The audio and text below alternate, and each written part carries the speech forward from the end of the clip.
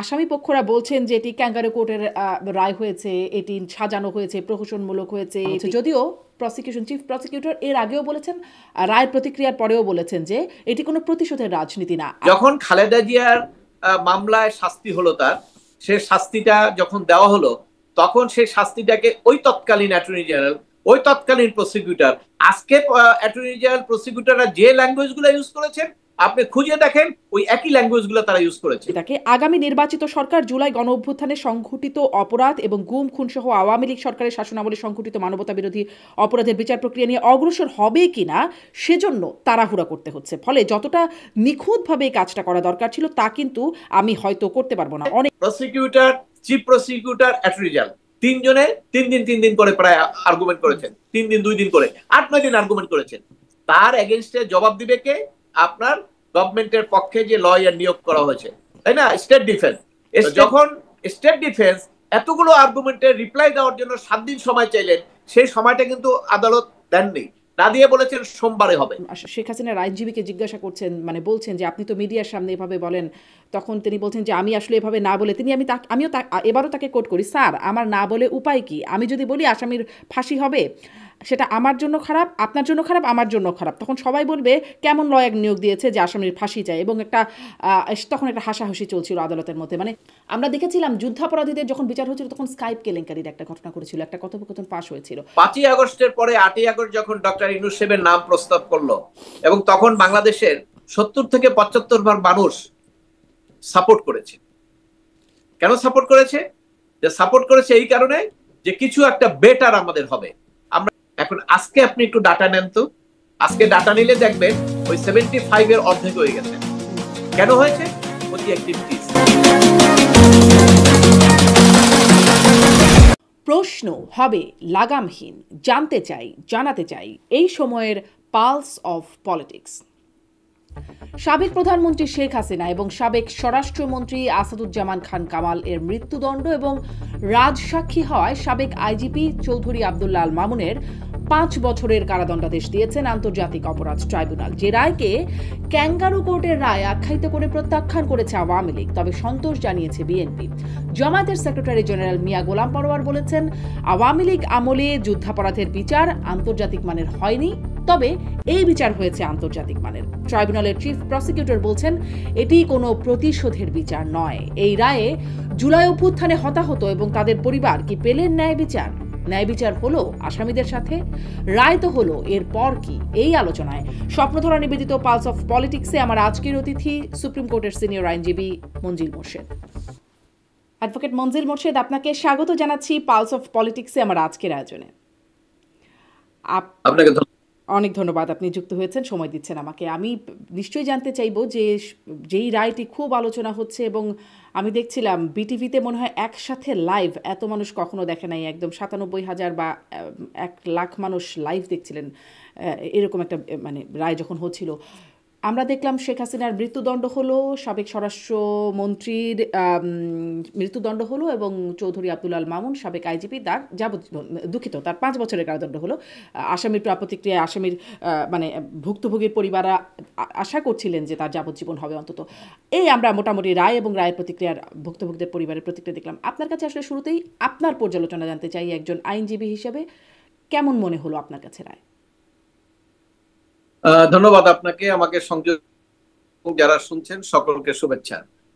প্রথমেই আপনি বলছেন যে এটা খুবই একটি ইম্পর্টেন্ট ইস্যু ছিল দেখেই কিন্তু বহু লোক সংযুক্ত হয়েছে, কারণ এর মধ্যে দুটো গ্রুপই আছেন। কেউ কেউ রায় তাদের পক্ষে হোক চেয়েছেন, কেউ কেউ রায় তাদের বিপক্ষে হোক এরকম চেয়েছেন, এবং ইন্টারন্যাশনালি কিন্তু বেশ গুরুত্ব দিয়ে দেখা হয়েছে, এবং সরাসরি অনেক কারণ হলো যে এই বাংলাদেশের বর্তমান প্রেক্ষাপটে, বিশেষ করে 5ই আগস্টের পট পরিবর্তনের পরে, 5ই আগস্টের আগে শেখ হাসিনা যখন ক্ষমতায় ছিলেন দীর্ঘ 16 বছর, এবং সেই দীর্ঘ 16 বছরে আন্তর্জাতিক বিভিন্ন সংস্থা এবং আন্তর্জাতিক বিভিন্ন লিডারশিপ সকলের সঙ্গে তার একটা ভালো পরিচয় হয়েছিল, এবং সবাই কিন্তু তাকে প্রশংসা করেছেন, পুরস্কার দিয়েছেন, সবকিছু হয়েছে।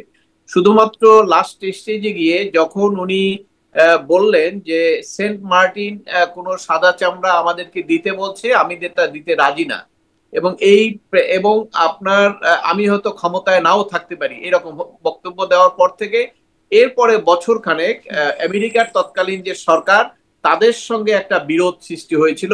সেক্ষেত্রে আপনার স্যাংশন থেকে শুরু করে উনিও তাদের বিরুদ্ধে সমালোচনা করা। তো শুধুমাত্র আন্তর্জাতিকভাবে আমরা একটা দেশই দেখেছি, তার সঙ্গে তৎকালীন প্রধানমন্ত্রী শেখ হাসিনার একটা চরম রাজনৈতিক বিরোধ সৃষ্টি হয়েছিল। এবং তারই প্রেক্ষিতে কিন্তু ওই যে ডিপ স্টেট থেকে শুরু করে, যেটা নাকি প্রথম এসে হাড়ি ভাঙলেন ট্রাম্প, প্রথম এসেই বললেন যে কত মিলিয়ন ডলার বাংলাদেশ বা সরকার পরিবর্তনের জন্য খরচ হচ্ছে, ইউএসডির ফান্ড বন্ধ করে দিলেন। এখান থেকে আমরা আসলে গোড়ার খবরটা অনেক কিছু জানতে পারলাম। এই কারণে বিশ্বব্যাপী, যেহেতু 16 বছর ক্ষমতায় ছিলেন, ওনার সঙ্গে সবারই একটা সম্পর্ক ছিল, এটি ইন্টারন্যাশনালি এই জন্য খুবই এটা সবাই এটা তাৎপর্যভাবে দেখছিলেন।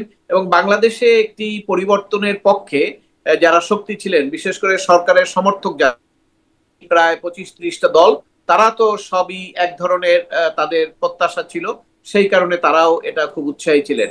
তো যে আজকে যে রায়টা হলো, সেই রায় হওয়ার ক্ষেত্রে আপনার আমি আমার একজন আইনজীবী হিসেবে বলবো যে এই রায়ের মাধ্যমে একটি জিনিস খুব স্পষ্ট হয়েছে, সেটি আগে ছিল না স্পষ্টটা। সেটা হলো, যখন ট্রাইব্যুনালে মামলাটা ছিল, তখন কিন্তু এই মামলার বৈধতা নিয়ে অথবা এখানে চলতে পারবে না, অথবা বিচারকের যজ্ঞতা, এই সমস্ত কোনো বিষয়ে আলোচনা করার কোনো সুযোগ ছিল না। যদিও এর আগে এই আপনার জিয়াউল হাসানের পক্ষে তার যে আইনজীবী ছিলেন, উনি প্রাথমিক স্তরে একটা দরখাস্ত দিয়েছিলেন এই আদালতের ফরমেশন এবং এখানে বিচার চলতে পারবে কিনা, ওখানে ওই কথাটা ছিল। এবং সেখানে যথার্থভাবে ট্রাইব্যুনাল রায় দিয়ে বলেছিলেন যে এটি আমার কাছে যে ট্রাইব্যুনালের আইন, সেখানে আমাকে ক্ষমতা দেওয়া হয়েছে, আমি শুধু বিচার করব, অন্য কোনো বিষয় আমার এখানে দেখার সুযোগ নাই, সাংবিধানিক বিষয়ে আপনারা ওই আদালতে যেতে পারেন। এটি আজকে রায়ের একটা চ্যাপ্টার শেষ হওয়ার পরে এই প্রশ্নটা সামনে এসছে। এখন কিন্তু আপনি আলোচনা করতে পারবেন এই রায় নিয়ে, যে এই রায়ের ফরমেশনটা কি হলো, যেমন আপনার যুদ্ধ অপরাধীর জন্য কি আইনটা হয়েছিল কিনা, তাদের জন্য আইনটা হয়েছিল, এগুলো কিন্তু সাংবিধানিক আদালতে এই আলোচনা করতে পারবেন যখন আপিল বিভাগে যাবে। কারণ একটি প্রশ্ন এখানে এসছে, অনেকেই বলার চেষ্টা করছেন যে এই আদালতে বিচারটা চলতে পারে কিনা। এখানে কিন্তু স্পষ্টভাবে ওই আপনার যে গভর্নমেন্টের যে লয়ার ছিলেন স্টেট ডিফেন্সের, উনি দুটো আর্গুমেন্ট করেছিলেন। একটা কিন্তু উনি করেছিলেন যে এই আদালতে এটা বিচার হতে পারে না, কারণ এই আদালতটা যুদ্ধ অপরাধীদের জন্য তৈরি হয়েছিল। আর একটা আর্গুমেন্ট করেছিল যে ওনার যে কণ্ঠ, যেটা ভেরিফাই করে আদালত মূলত কণ্ঠের উপরই, ওনার কথাবার্তার উপরই রায়টা দিয়েছেন। সেখানে ওই কণ্ঠের ব্যাপারে বলছিলেন যে এটা আরো একটা সংস্থা দিয়ে এটা ভেরিফাইড করার দরকার ছিল, নট অনলি সিআইডি শুধু। এইটার জবাবে কিন্তু আদালত ফাইন্ডিং এ বলেছেন, দেখেন আদালত ফাইন্ডিং এ বলেছেন, ওই আইনটাই পড়েছেন, প্রিএমবেল পড়েছেন, প্রিএমবেল থেকে সেকশন পর্যন্ত ওনার ক্ষমতা সবকিছু ব্যাখ্যা করে উনি বলিয়েছেন যে ওনার আর্গুমেন্টটা ঠিক না, যেহেতু এখানে কোথাও লেখা নাই যেটা যুদ্ধ অপরাধীর বিচারের জন্য। এটা অবশ্যই এই কোর্টের স্কোপও নাই বলার। তবে এখন আপনি যখন আপিল বিভাগে যাবেন, সেখানে কিন্তু আপনি এই প্রশ্ন তুলতে পারবেন যে এই বিচারটা কি আসলে, এটা কিন্তু আন্তর্জাতিক অপরাধ ট্রাইব্যুনাল, মানে এটাকে একটা ইন্টারন্যাশনাল লিঙ্ক লাগবে, এবং অপরাধী যারা 71 সনে হয়েছিল তাদের জন্য কিনা। যদিও প্রিএমবেলে কথাটা নাই, কিন্তু যে কোনো আইন হলে সে আইনটা কিন্তু একটা বিল আকারে আসে, এবং সেই বিলের উপরে কিন্তু সংসদে আলোচনা হয়। আপনি জানেন আইনের ব্যাখ্যা যখন কোর্ট দেয়, তখন একটা জিনিস বলে যে intention of the law maker, অর্থাৎ ল মেকাররা কি চেয়েছিল। আপনি অনেক আইনের ব্যাখ্যা জাজমেন্ট দেখবেন আপিল বিভাগে, intention of the law maker, অর্থাৎ কি উদ্দেশ্যে আইনটা করা হয়েছিল সেটি, এবং আপনার এই যে প্রিএমবেল থেকে শুরু করে কি পারপাজে করা হয়েছিল, দুটি জিনিস দেখে। যেখানে লিখিত থাকে সুনির্দিষ্টভাবে বিলের মধ্যে, সেখানে তার ইন্টেনশন বলার দরকার হয় না, কারণ ওখানে বিলের মধ্যেই আছে। এখন এই সুযোগটা আসবে এপিলে গেলে, যে এই আইনটা, বিলটা যেটা উত্থাপিত হয়েছিল, সেটা কি 71 সনের যুদ্ধ অপরাধীদের বিচারের জন্য কিনা। যদি সেখানে প্রমাণ হয় যে 71 সনের যুদ্ধ অপরাধীদের বিচারের জন্য আইনটা করা হয়েছিল, তাহলে কিন্তু সমস্ত ট্রায়াল ডিফিট হয়ে যায়। আপনার কাছ থেকে একটু বিশ্লেষণ চাই। আদালতে নিশ্চয়ই সে সময় আলোচনা হলে আরো আমরা বিস্তারিত বুঝবো, জানবো, কিন্তু আপনার কি মনে হয় আসলে কি এটি, আপনি বলছিলেন কথাটা খুবই শুনতে খুবই মানে ক্যাচি মনে হলো এটা, যে আন্তর্জাতিক অপরাধ ট্রাইব্যুনালের সাথে আন্তর্জাতিক একটা লিঙ্ক থাকতে হবে, কিন্তু এই অপরাধটা অভ্যন্তরীণ অপরাধ, আমাদের দেশের ভেতরে দেশের মানুষের দ্বারা দেশের মানুষের প্রতি হয়েছে, মানে অভ্যন্তরীণ অপরাধ। তাহলে এটি কি মানে আপনার বিশ্লেষণ কি বলে, আন্তর্জাতিক অপরাধ ট্রাইব্যুনালে এটি কি আপনার কাছে মনে হয় কি মানে মানে আদালত নিশ্চয়ই পরে বলবেন, আপনার কাছে কি মনে হয় এটা বিচার্য? কারণ না, এটা আমি একটা আপনাকে মানবতা বিরোধী অপরাধ, মানবতা বিরোধী আমি অপরাধের মধ্যে আপনাকে আসবে। বলছি, জি, জি। আপনার উত্তরটা আমি বুঝতে পেরেছি। যেহেতু আমি প্রসিকিউশন বা ডিফেন্স কোনো পক্ষে নাই, যেহেতু ট্রাইব্যুনাল সম্পর্কে আলোচনার লিমিটেশন আছে, কাজে আমি যে কথাগুলো বলবো এটি মাথায় রেখে আমাকে বলতে হবে। আমি কিন্তু ওই জন্যই আদালতের কথাগুলো বলেই আলোচনা করব, কারণ হলে আমি এর বাইরে যেতে পারবো না, কারণ ট্রাইব্যুনালের সম্পর্কে আলোচনার জন্য লিমিটেশন আছে, সব কথা ইচ্ছা করলেই বলা যায় না। আর আমি তো কোনো মামলার পক্ষ বিপক্ষ না, অথবা আমি শুধু প্রসিকিউশন কি বললো, বিচারক কি ফাইন্ডিং দিল, এই ব্যাপারে আমি মন্তব্য করতে পারবো। আপনি যেটা জানতে চাচ্ছেন এই প্রশ্নের মধ্যে আপনি উত্তর পেয়ে, যখন এই বিলটা আসবে সামনে, যখন যারা নিশ্চয়ই কেউ না কেউ প্রশ্ন করবে অ্যাপিলেট ডিভিশনে, যে এই যে আন্তর্জাতিক অপরাধ ট্রাইব্যুনাল এটা কিসের জন্য গঠন করা হয়েছিল, পারপাস অফ দ্য ল, এবং সে পারপাস অফ দ্য ল যখন আসবে, সেখানে যদি যে বিল এবং সংসদের আলোচনা, সেখানে যদি দেখা যায় যে ৭১ সনে যারা যুদ্ধ অপরাধ করেছিল এবং তাদের অক্সিলারি ফোর্স, এই রাজাকার, এদের সঙ্গে এদের জন্য, তাহলে কিন্তু ওইখানে ইনিশিয়ালি সাবসিকুয়েন্ট সমস্ত ট্রায়ালটা ভিসিয়ে রয়ে যাবে। কারণ হলো যে আইনে কভার না করলে তো আপনি এখানে ঢুকতে পারবেন না। তবে ট্রাইব্যুনাল যে ফাইন্ডিং দিচ্ছে, ট্রাইব্যুনালের দিক থেকে উনি ওইখানে ঠিক আছে, কারণ ওখানে তো ওনার লিমিটেড প্রিএমবেল থেকে উনি শেষ পর্যন্ত পড়েছেন, ওখানে এরকম কোনো কথা বলার সুযোগ নাই, এবং ওখানে কেউ প্রশ্নও তুলতে পারবেন না, কেউ বলতে পারবেন না যে আপনি বিলটা নিয়ে আসেন, কারণ ওটা তো সাংবিধানিক আদালত না, ওনার হলো বিচার করার আদালত। এই পয়েন্টটা উনি আর্গুমেন্ট করেছেন। আরেকটা সেকেন্ড আর্গুমেন্ট যেটা করেছেন প্রসিকিউশন পক্ষে, আপনার আসামির পক্ষে, সেখানে উনি জবাবটা এইভাবে দিয়েছেন যে আসামির পক্ষের আইনজীবী বলেছেন যে এইটা ভেরিফাই করার দরকার ছিল যে এআই দিয়ে প্রস্তুত কিনা, কারণ ওনারা কিন্তু কোর্টের মধ্যে ওনাদের বক্তব্য শুনেছেন, হাসানুল হক ইনু, ব্যারিস্টার তাপস, মাকসুদুল সাহেব, এদের বক্তব্য শুনেছেন। এবং সেখানে কিন্তু আমি যতটুকু জানি মিডিয়ায় হাসানুল হক ইনু যখন কোর্টে নেওয়া হয়, তাকে যখন জিজ্ঞাসা করা হয়েছিল, তিনি কিন্তু স্পষ্ট বলেছেন যে এটা এআই থেকে তৈরি করা হয়েছে, অন্য কারো ব্যাপারে আমরা কোনো বক্তব্য পাই নাই। তবে এখানে স্বাভাবিকভাবে প্রশ্ন আসবে এআই তে তৈরি করে কিনা, কিন্তু আদালত কিন্তু সেটার জবাবে বলেছেন যে আপনি যদি দ্বিতীয় কোনো পক্ষ, আপনার এইটা ফরেনসিক করার প্রয়োজনীয়তা থাকতো, আপনি তো কোনো আবেদন করেন না আগে, তাহলে এখান থেকে আপনাকে বুঝতে হবে যে এখানে এই যে ডিফেন্স লয়ার, তিনি কিন্তু তার দায়িত্ব পালনের ক্ষেত্রে সঠিকভাবে পদক্ষেপ নেননি, কারণ আদালতই তাকে স্মরণ করিয়ে দিয়েছেন আপনি তো আগে আবেদন করলেন না, আবেদন করলে কিন্তু একটা সেকেন্ডারি ইনভেস্টিগেশন বা ফরেনসিক হতো যে কথাগুলো তাদের কিনা, এবং সেইভাবেই কিন্তু আসতো।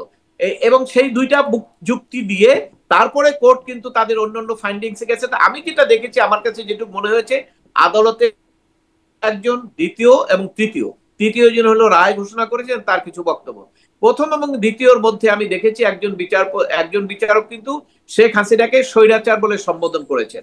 কিন্তু আমরা এই রায়ের ক্ষেত্রে, একটা রায় এর আগে হয়েছে আপিল বিভাগে, এই এক্সেম করে দিয়েছে, এই আমার একটা মামলা ছিল পাবলিক ইন্টারেস্ট, সেখানে সাবজেক্টের সঙ্গে রিলেটেড না, কিন্তু এখানে বিচারক কিছু কথা বলেছিলেন অন্য কথা, যেটা আসলে সাবজেক্টের সঙ্গে রিলেশন না, সেখানে কিন্তু অ্যাপিলেট ডিভিশন সেটাকে এক্সপান্স করে দিয়েছেন।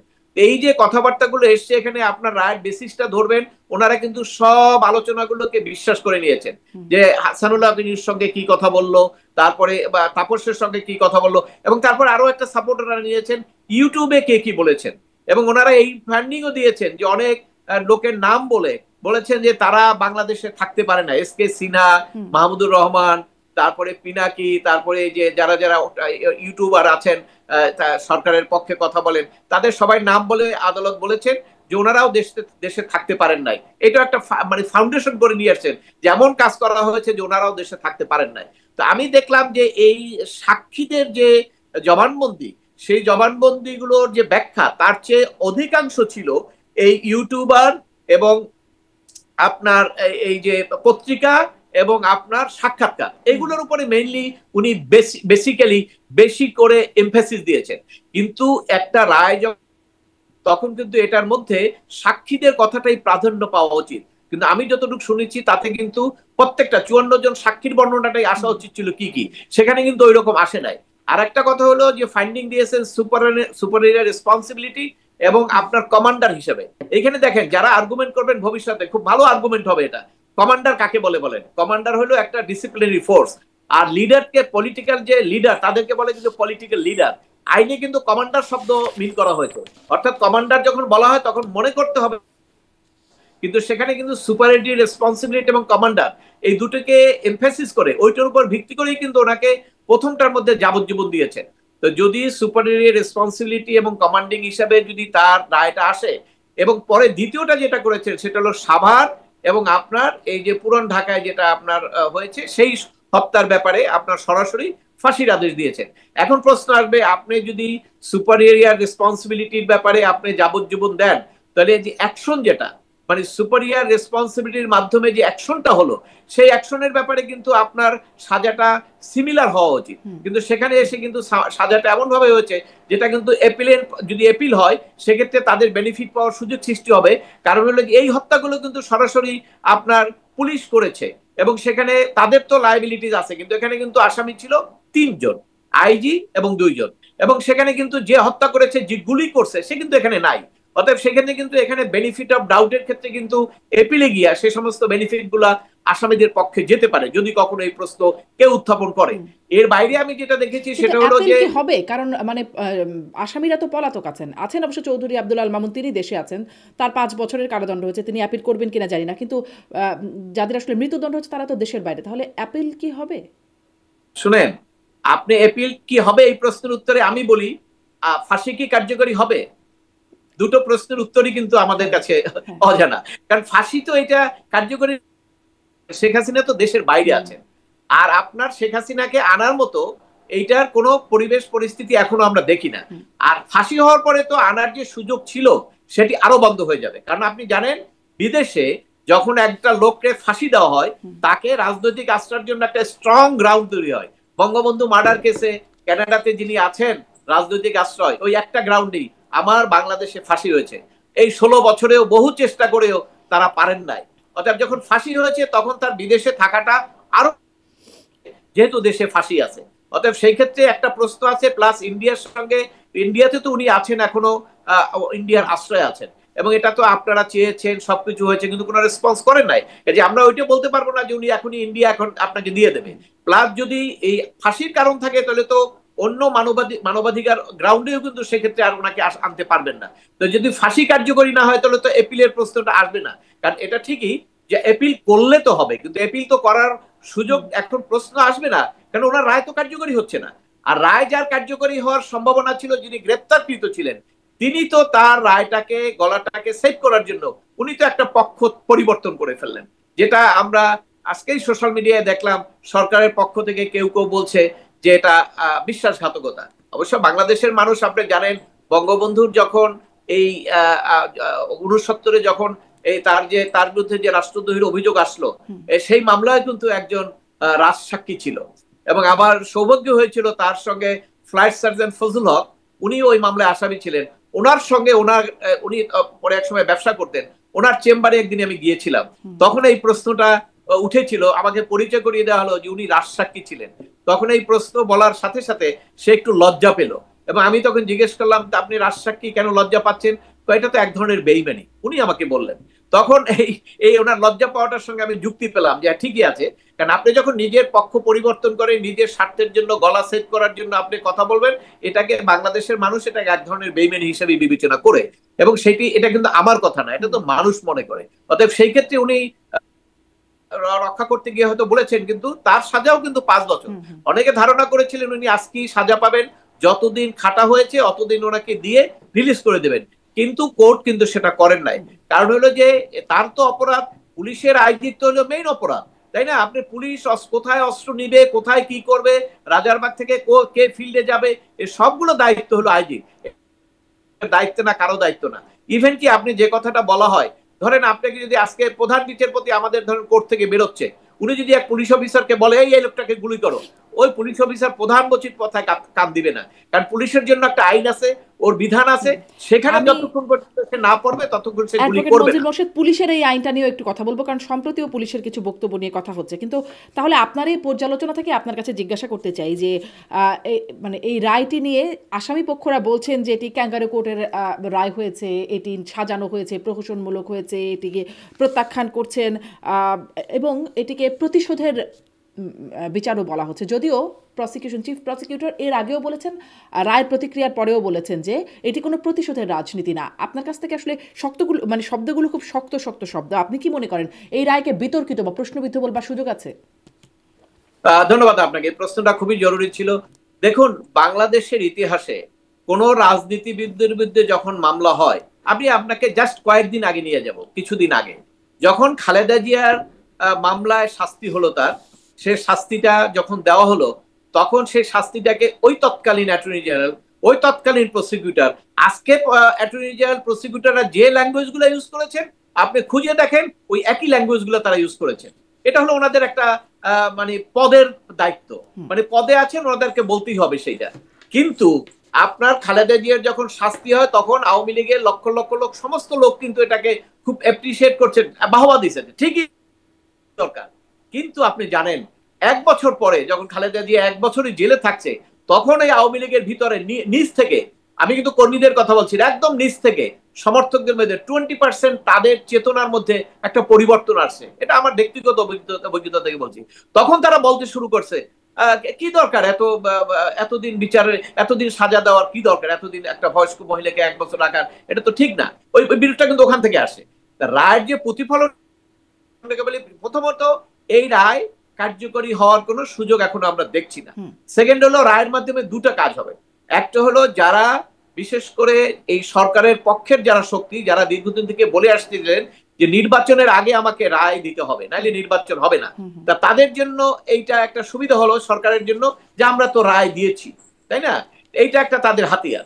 আর একটা অন্যদিকে যেটা হবে, সেটা হলো, এই রায় দেওয়ার ফলে, এই রায়ের মাধ্যমে আওয়ামী লীগের যারা সমর্থক, তাদের মধ্যে যে একটা দ্বিধাদ্বন্দ্ব ছিল, তাদের মধ্যে যে একটা দূরত্ব ছিল, সেটি আবার অনেকটা কমে যাবে। কারণ আপনি যখন জানেন যে ক্রাইসিসে যখন পড়ে, তখন সবাই ইউনাইটেড হয়ে যায়। এই জামাত ইসলাম, বিএনপি আজকে যেভাবে তাদের অন্তর্দ্বন্দ্ব, 5ই আগস্টে কিন্তু সেটা ছিল না, কারণ ওইটা তখন ক্ষমতাটার সামনে ছিল না। অর্থাৎ এই রায়ের মাধ্যমে দুইটা হবে, একটা হলো সরকার সমর্থক যারা আছেন তারা একটা টর্চ লাইট পাবেন, যেমন আলোর মধ্যে অন্ধকারে হাঁটতে গেলে একটা টর্চ লাইট লাগে, সাপোর্ট লাগে। ওনারা এটা বলতে পারবেন, এই যে শেখ হাসিনার ফাঁসি হয়ে গেছে, এটা খুবই খারাপ লোক, সে, তার দল কেউ কইরো না, এবং এইটা সে খারাপ করছে, বিচার হয়েছে, এইগুলো একটা বাহবা নেওয়ার চেষ্টা করবে তারা। এটা হলো একটা সাইড। আর একটা সাইড হলো, যারা আওয়ামী লীগ সমর্থন করে, তাদের মধ্যে যে বিভেদ ছিল, সেই বিভেদটা এখন দূর হবে, কারণ তারা ইন্টিগ্রেটেড হবে। তারা দেখবে যে তাদের দেয়ালে আর কোনো পিঠ থেকে গেছে। এই জায়গায় কিন্তু একটা রাজনৈতিক, আমি আর একটা আমার ব্যক্তিগত মতামত, আমি অ্যানালাইসিস করি এইভাবে, যে রাজনৈতিক মামলায় কখনোই বাংলাদেশে কোনো রাজনৈতিক মামলা যদি হয়, রাজনৈতিক মামলা এটাকে আপনি কেন বলবেন, এটা কেন বলবেন, ধরেন এটা কিন্তু রাজনীতিকে সূত্রপাত, তো আপনার এরশাদ শিকদারের মামলা না, যে সে একজন মাস্তান, সবাইকে খুন করছে, পরবর্তীকালে বিচার হলো। এই শেখ হাসিনা ক্ষমতায় ছিলেন এবং তার অপসারণ চেয়েছিল রাজনৈতিক দলগুলো। আর 24 সালে বিএনপি চেয়েছিল শুধু না একটা স্বাধীন নির্বাচন, যদি হতো তাহলে কিন্তু শেখ হাসিনার 5ই আগস্ট হতো না, স্বাধীন নির্বাচন হলে। তখন কিন্তু তাদের দাবি ছিল না যে সে এই তার এই সাজা হোক, ফাঁসি হোক। তো 24 সালেও যখন হয় নাই, পরবর্তীকালে ঐক্যবদ্ধভাবে যখন আন্দোলন শুরু হয়, সেই আন্দোলনের প্রেক্ষিতে আন্দোলনটাকে অপসারণ করতে হবে, ক্ষমতার থেকে সরাতে হবে, কেয়ারটেকারের অধীনে নির্বাচন হবে। তাহলে সূত্র হলো রাজনীতি, এবং পরবর্তীকালে এই হত্যা হওয়ার কারণে তাকে এই অপরাধের মধ্যে ফেলা হয়েছে, অর্থাৎ রাজনৈতিক সূত্র ধরেই মামলা। অতএব এটাকে আপনাকে রাজনৈতিক মামলার বাইরে বলতে পারবেন না। আর সবচেয়ে ইন্টারেস্টিং কি জানেন, কয়েকদিন আগে প্রধান বিচারপতি তার সেমিনারে বলেছেন যে বিচারকরা আপনারা যাই রায় দেন, কিন্তু রায়ের যে মানুষের আস্থা আছে কিনা, কতটুকু আস্থা, এটি খুব ইম্পর্টেন্ট। এবং আপনারা দেখেছেন, খালেদা জিয়ার যখন সাজা হয়েছে, বিএনপির কোনো লোক বিশ্বাস করে নাই যে এটা সাজা হওয়ার মতো মামলা। আজকেও শেখ হাসিনার যে ফাঁসি হলো, আওয়ামী লীগ সমর্থিত কেউ মনে করবে না যে এটা ফাঁসির কেস। তাহলে এইখানে আপনার রাজনীতি আছে, রাজনৈতিক বিতর্ক থাকবে, এবং এই রায়টাও রাজনৈতিক বিতর্কের মধ্যে পড়বে, কারণ যেহেতু শেখ হাসিনা আওয়ামী লীগের প্রেসিডেন্ট, এবং সেই হিসাবে তাকে ক্ষমতা থেকে সরিয়ে তাকে সাজা দেওয়া হয়েছে। এখানে অপরাধের বিষয়টা মানুষের মনে আসবে না। আপনারা যারা বিপক্ষে আছেন তারা হয়তো বলতে পারবেন, মিডিয়া আনতে পারবেন, কিন্তু যারা একটা পক্ষ, তারা তাদের মনে ওই জায়গাটাই খাটবে, এটা রাজনীতির কারণেই করা হয়েছে। এবং এটি হলো, এবং বাংলাদেশে তো আওয়ামী লীগ সমর্থক, মুক্তিযুদ্ধের সপক্ষের 14 দল, এটা তো কম না, ফেলে তো দিতে পারবেন না আপনি। এখন তো সম্ভবত অর্ধেক হয়ে গেছে। 5ই আগস্টে হয়তো 70-30 ছিল, কিন্তু এখন তো এটা বৃদ্ধি পেয়েছে। কাজে সেদিক থেকে এই রাজনৈতিক বিতর্ক চলবেই। এবং আপনি বলছিলেন যে এক মিনিট শেষ করি, একটা জিনিস আপনি মনে রাখবেন, এই আদালতে যাদের ফাঁসি হয়েছিল ওই সরকার থাকা অবস্থায় ফাঁসি কার্যকরী হয়েছে। সরকার পরিবর্তনের পরে ওই ফাঁসি সব খালাস হয়ে গেছে। না, সবাই আস্তে আস্তে সব, কেউ দুর্নীতিও করে না, খালাস হয় না, সব বের হয়ে গেছে। রাজনৈতিক পট পরিবর্তনে বাংলাদেশের পরিস্থিতি যা হয়, এটিও আপনি মনে রাখেন, রাজনৈতিক পট পরিবর্তনের কারণে এগুলোও যে ভবিষ্যতে পরিবর্তন হবে না, এটা কেউ নিশ্চিত করে বলতে পারে না। জি, আমি একটু মানে আপনার কথা থেকে এই প্রশ্ন করি যে মানে আগের রায়ের কথা আপনি বলছিলেন, জামাতের সেক্রেটারি জেনারেল তিনি বলছেন যুদ্ধাপরাধীদের বিচার যেটি আওয়ামী লীগের আমলে হয়েছে সেটি আন্তর্জাতিক মানের হয়নি, কিন্তু এটি আন্তর্জাতিক মানের হয়েছে। আর আমাদের চিফ প্রসিকিউটরকে আমরা বারবার বলতে শুনেছি, আগেও বলেছেন, আজকেও মানে রায়ের পরপরেও তিনি বলেছেন এটি কোনো প্রতিশোধের রায় না, আগেরটা আন্তর্জাতিক মানের হয়েছে, এটি মানে হয় নাই, এটি আন্তর্জাতিক মানের হয়েছে। এই বিষয়ে আপনার বক্তব্য কি? ওই যে আপনাকে বললাম, আপনাকে রাজনীতি এসে গেছে, আপনাকে রাজনীতি এসে গেলে দুই পক্ষের রাজনীতিকে আপনাকে শুনতে হবে। যেমন জামাতে ইসলাম বলেছে, জামাতে ইসলামের প্রথম দাবি হলো যে তাদের অনেক নেতাকে এখানে হত্যা করা হয়েছিল এবং সেটা যুদ্ধ অপরাধ ছিল, যুদ্ধ অপরাধ ছিল এটা। এবং সেইখানে ট্রায়ালটা ধরেন কত বছর থেকে হয়েছে, প্রায় 2 বছর ট্রায়াল চলে তারপরে সাজা হয়েছে। এবং সেখানে কিন্তু আপনার ধাপে ধাপে একদম অ্যাপিল বিভাগ রিভিউ পর্যন্ত যাওয়ার পরে তারপরে হয়েছে, তাই না? তো সেইটা যদি আন্তর্জাতিক মানের না হয়, আজকে 4 মাসের মধ্যে যে আপনি বিচার করে সাজা দিলেন, সেটা কিভাবে আন্তর্জাতিক মানের হলো? এটা আন্তর্জাতিক মানের প্রশ্ন করি। আপনি বলছেন 4 মাসের মধ্যে বিচার করে সাজা দেয়া হলো। আমরা চিফ প্রসিকিউটর তাজুল আলম তিনি গেল 30 আগস্ট মানে একটা বক্তব্যে বলছেন, আমি কোট করি তাকে, আগামী নির্বাচিত সরকার জুলাই গণ অভ্যুত্থানে সংঘটিত অপরাধ এবং গুম খুন সহ আওয়ামী লীগ সরকারের শাসনামলে সংঘটিত মানবতা বিরোধী অপরাধের বিচার প্রক্রিয়া নিয়ে অগ্রসর হবে কিনা সেজন্য তাড়াহুড়া করতে হচ্ছে। ফলে যতটা নিখুঁতভাবে এই কাজটা করা দরকার ছিল তা কিন্তু আমি হয়তো করতে পারবো না, অনেক বেশি হ্রাস করতে হচ্ছে। এই যে অনেক বেশি হ্রাস করতে হচ্ছে কারণ আগামী সরকার আসার পর তারা বিচার চালিয়ে নেবে কিনা, অগ্রসর করবে কিনা, এই অনেক বেশি হ্রাস করাটা কোনোভাবে মানে আপনি যেহেতু 4 মাস সময়টা বললেন, এটি কি কোনো একটা প্রশ্ন তোলার কারণ? শুনেন, আপনার ইতিহাস এবং ঘটনা এটা যে যাই বলুক না কেন, সব সময় আপনার জীবন্ত, কেউ এটাকে খণ্ডন করতে পারে না। এই যে কথাটা বলেছেন, এই কথাটা ওনার কথার সঙ্গে আরো কয়েকটা কথা যোগ করেন, সেটাও আপনারা দেখেন। প্রথমত হলো এনসিপি বলছেন শাস্তি না হলে নির্বাচন হবে না, আমরা বিচার দেখতে চাই। বিশেষ করে তাদের মূল সোর্স হলো এখন আপনার যারা আহত নিহত হয়েছেন তারা হলো তাদের মূল পলিটিক্যাল সোর্স, তাদেরকে সামনে রেখেই তারা কাজটা করেন। এবং সেই আমরা শাস্তি না দেখলে তারা মনে করছিল যে বিচারটা হয়তো আরো দেরি হবে, তাহলে তারা ওই অজুহাতে তারা কিন্তু এটাকে লিঙ্গার করতে পারতেন পলিটিক্যাল গেমটা। এবং সেক্ষেত্রে কিন্তু অন্যান্য পলিটিক্যাল পার্টির ক্ষেত্রে একটা প্রশ্ন আসছে, এটা তো ফেলে দিতে পারেন না। এবং জামাতও তাই বলছে, সংস্কার বিচার, সংস্কার তো একটা অর্ডিন্যান্স করে দিয়েছেন, তার সংস্কার তো ফাইনাল হয়ে গেল, তো বিচারটা হইলেই তো নির্বাচন হতে পারে। আর ডক্টর ইউনূস সাহেব তো নির্বাচনের ব্যাপারে কমিটেড, কারণ হলো উনি জানেন যে এই নির্বাচনের মাধ্যমে ওনাকে পার্লামেন্টে রেটিফাই করতে হবে। কোনোভাবে রেটিফাই যদি না হয় সেটা তার জন্য একটা রিস্ক হবে। এই জন্য উনি নির্বাচিত কে হবেন তার কাছেই তাকে যেতে হয়েছে, কারণ তার কিন্তু দেখেন তার ক্ষমতার উৎস হলো ছাত্ররা, এনসিপি। সে এনসিপি কে তৈরি করেছেন, কিন্তু আলটিমেটলি আর উনি এনসিপির পক্ষে থাকতে পারেন নাই, উনাকে কিন্তু তারেক জিয়ার কাছে যেতে হয়েছে, কারণ নেক্সট ইলেকশনে পার্লামেন্টে বিএনপি আসবে। অর্থাৎ বিএনপি যদি তাকে রেটিফাই না করে তাহলে ওনার রেটিফাই হওয়ার কোনো সুযোগ নাই।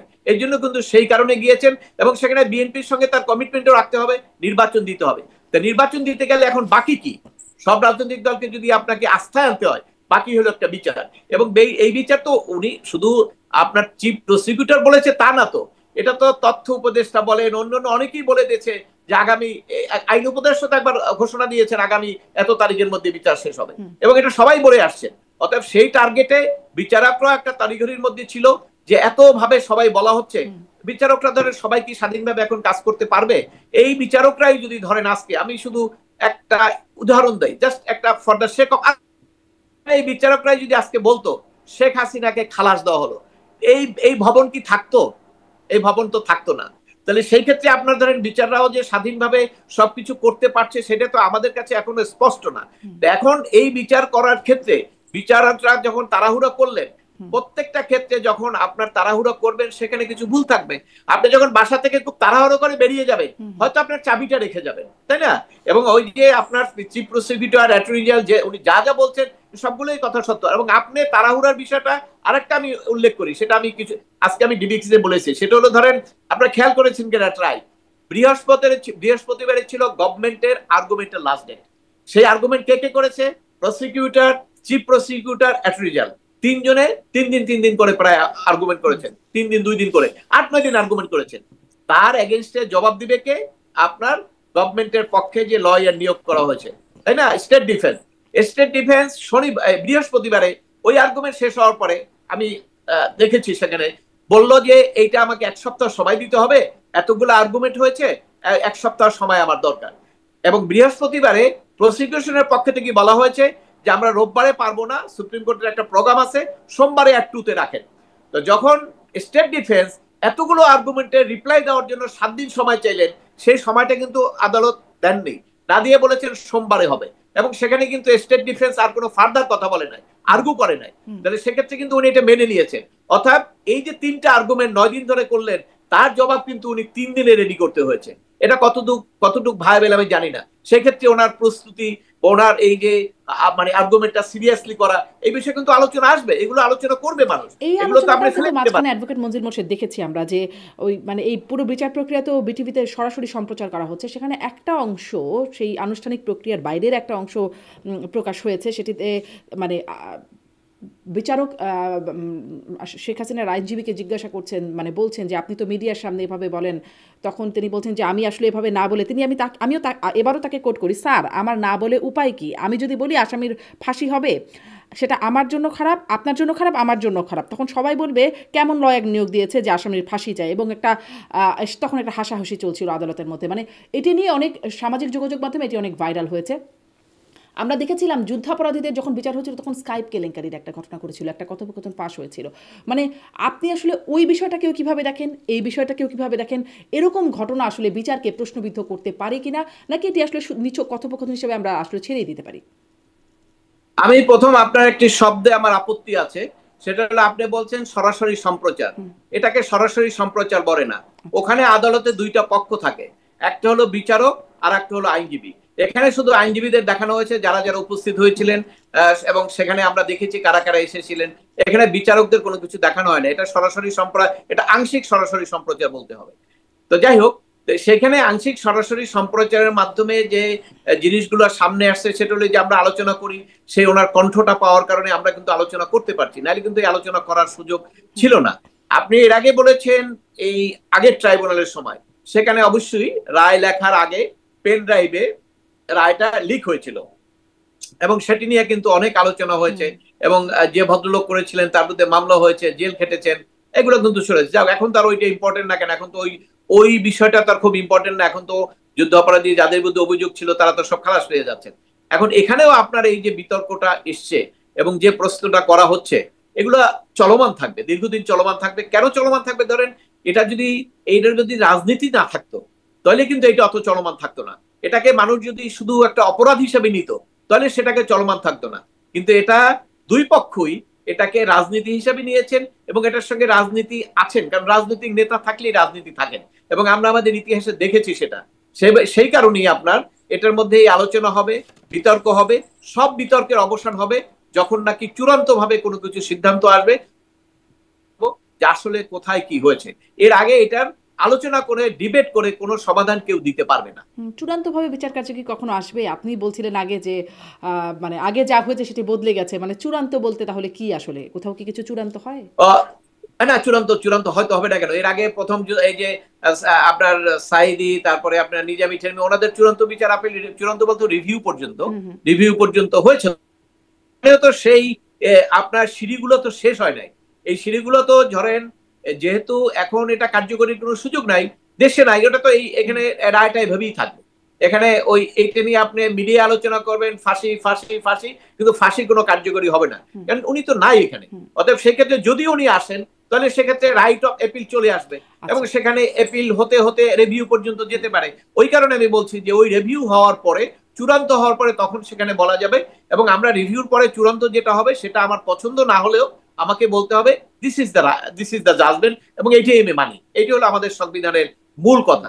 অবশ্য সংবিধান যখন আবার ক্ষমতার পরিবর্তনে, যেমন এটিএম আজহারুল ইসলামের ক্ষেত্রে যেটা হলো, তখন সেটাকে মিসক্যারেজ অফ জাস্টিস, মানে আরো অনেক কিছু সেটার বিশেষায়িত করা হলো সেই রায়কে, আগের রায়গুলোর কথা প্রসঙ্গেও বলা হলো। মানে চূড়ান্ত রায়ও তো তাহলে বদলে যেতেও পারে না?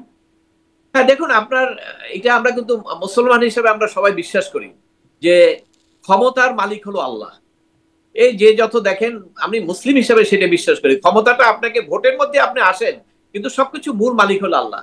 তা ক্ষমতা আপনাকে দিতেও পারে, ক্ষমতা নিতেও পারে। এটা কিন্তু আমার ইয়েতেও কথা আছে যে ক্ষমতা হিসেবে নাই, কিন্তু ফকির বাচ্চা, ফকির থেকে বাচ্চা, বাচ্চা থেকে ফকির করা, এগুলো কিন্তু আমাদের ধর্মীয় শিক্ষায় আমরা শিখেছি।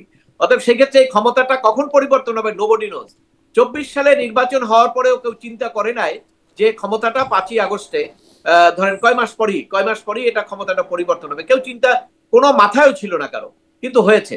তা কাজী ক্ষমতার পরিবর্তন আল্লাহ যেহেতু করেন, অতএব কার ক্ষমতা পরিণত, তবে যদি ক্ষমতা চলে যায়, ক্ষমতার পট পরিবর্তন হয়, এটা তো আর আমি বলবো আর আপনি বলার দরকার নাই, এটা তো ইতিহাস। এই যে ক্ষমতার পরিবর্তন হলো, যুদ্ধ অপরাধী চূড়ান্ত ফাঁসি থেকে হঠাৎ করে কয়েকদিন পরে খালাস হয়ে গেল, আবার খালেদা জিয়ার শাস্তি হলো, খালাস হয়ে গেল, আবার তারেক জিয়ার শাস্তি হলো, সে নিয়ে আপিল করলেন না, দেশেও আসলেন না, খালাস হয়ে গেল। তারপর অনেক দুর্নীতির মামলা, যারা নাকি ক্ষমতার পক্ষে আছেন তাদের সব খালাস হয়ে যাচ্ছে। কিন্তু আওয়ামী লীগ ক্ষমতায় থাকা দুর্নীতি করেছে তাদের বিরুদ্ধে আবার কোনো মামলা হয় না। এটি হলো রাজনীতি, যারা যখন ক্ষমতায় থাকবে তারা তাদের সুবিধা মতো করে এবং তাদের পক্ষেই করে, এবং সেখানে রায় কি হবে সেটা আসলে নির্ভর করছে ক্ষমতায় কে আছে। বাংলাদেশ, হ্যাঁ, বাংলাদেশের বাতাস যেদিকে যায় সবকিছু সেদিকেই প্রবাহিত হয়, এটি তো আমাদের অভিজ্ঞতা। সেই অভিজ্ঞতার আলোকে বলছি, ক্ষমতা পরিবর্তন হলে এই রায় যে পরিবর্তন হবে না এটা কিন্তু নিশ্চিত করে বলা যায় না। মানে তাহলে আদালতের উপর আস্থা বিশ্বাসের জায়গা, যাই হোক এটা একটা পুরনো আলোচনা, সেটি নিয়ে আর নতুন করে আলোচনায় না যাই।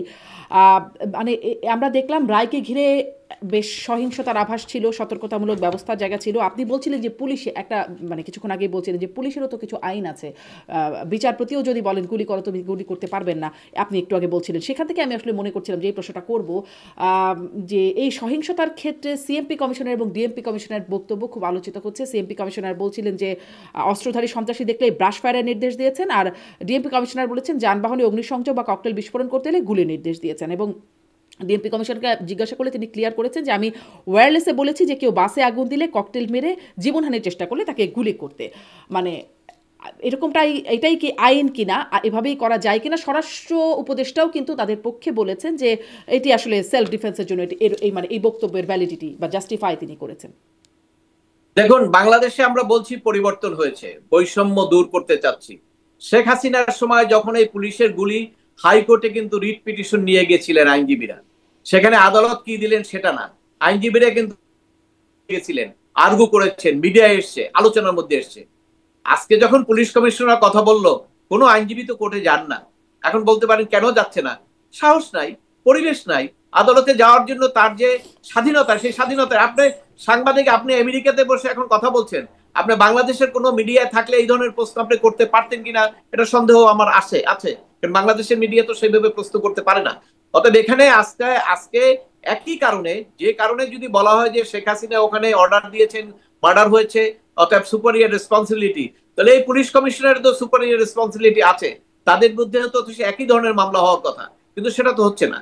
কারণ হলো যে এই যে আপনার আপনার কথা থেকে আমি একটু এটা এরকম কি করা যায় কিনা, যে ধরেন তখন মেট্রো রেলে আগুন দেওয়া হয়েছে, পুলিশ গুলি করেছে, এখন বা যানবাহনে আগুন দিলে পুলিশ গুলি করবে, মানে একই রকম ব্যাখ্যায় চলে আসে কিনা? না, একই না তো, বিপরীত। তখনও তো কেউ সরাসরি না বললেও সেক্রেটারি জেনারেল হয়তো বলছে, হ্যাঁ আমাদের কথা সে বলছেন যে সন্ত্রাসীদের দেখা মাত্র গুলি করা। তাহলে ওই সম্পদ তো কার ছিল? সরকারের। ওই সরকারের ওইখানে যদি আগুন দিতেন, গুলি করার নির্দেশ দেওয়া হয়েছিল, মানে সেক্রেটারি দেও, যে কেউ দিয়েছে, ওদের দলেরই একজনই দিয়েছে, তো সেটা তো আমরা সমালোচনা হয়েছে, তাই না? সমালোচনা হলে আইনের আওতায় আসার কথা আসছে, আজকে তো সেটা হচ্ছে না। তাহলে এইটাই বলা হচ্ছে যে যখন ক্ষমতায় থাকবে সে যেভাবে বলবে সেইভাবে হবে। এখানে এর কোনো ব্যতিক্রম বাংলাদেশের রাজনীতিতে এখন পর্যন্ত হয় নাই।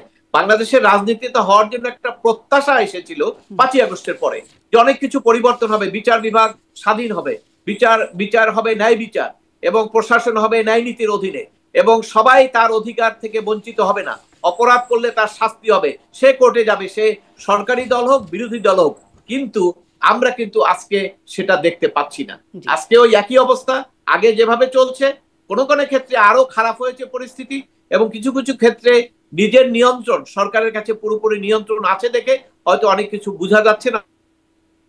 কিন্তু এখানে যে খুব বড় ধরনের পরিবর্তন, মানুষের যে প্রত্যাশাটা, বিচার বিভাগে ন্যায় বিচার প্রতিষ্ঠা, তারপরে বৈষম্যহীন সমাজ ব্যবস্থা, বৈষম্যমূলক আইন, তা আপনি তো উদাহরণ দিয়েই দেখাই দিলেন যে একজনে গুলি করার অর্ডার দিলে তার বিরুদ্ধে বিচার হবে, আর একজনে গুলি করার অর্ডার দিলে তার বিরুদ্ধে বিচার হবে না, এবং সে দর্পণে সে বলা হবে যে সে তো আছে, পদে আছে, অতএব সে দর্পণে চালাই যেতে পারবে।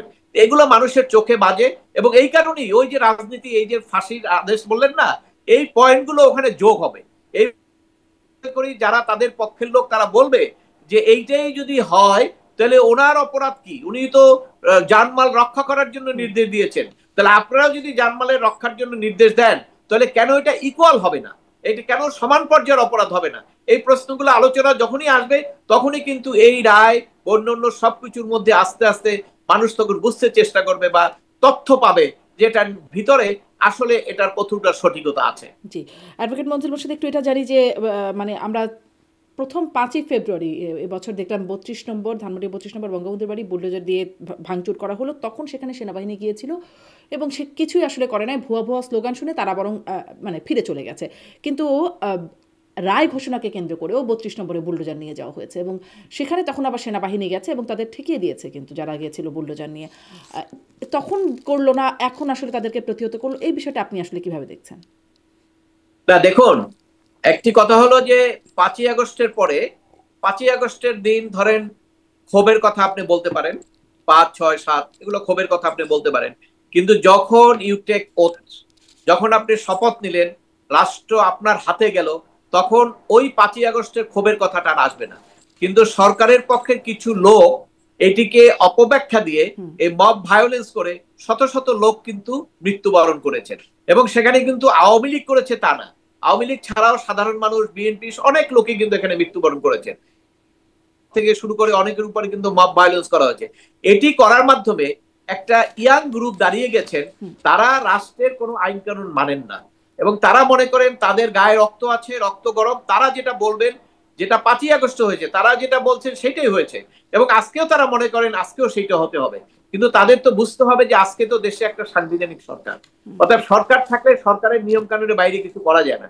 এবং এখানে আজকে ধরেন এখন কিন্তু একটা নির্বাচনের দিকে এগিয়ে যাচ্ছি। আপনি জানেন যে এই 32 নম্বর ভাঙা, এটার একটা, আপনারা জানেন কিনা আমি জানি না, আমি কিন্তু এটা অবজার্ভ করেছি, প্রথম যখন যেদিন ভাঙলো সেদিন পরের দিন সকাল 6টা কি 7টার দিকে প্রথম স্টেটমেন্টটা কে দিয়েছে আপনি জানেন? কে দিয়েছেন? আপনি জানেন না। প্রথম স্টেটমেন্ট দিয়েছে পাকিস্তান সেনাবাহিনীর intelligence chief, not Pakistan government অথবা পাকিস্তান আর্মি, পাকিস্তান ইন্টেলিজেন্সের চিফ প্রথম স্টেটমেন্ট দিয়েছে এই 32 নম্বরে নাকি পাকিস্তান ভাঙার ষড়যন্ত্র হয়েছিল এবং সেই জন্য এটাকে ভেঙে দিয়ে একটা যথার্থ কাজ হয়েছে।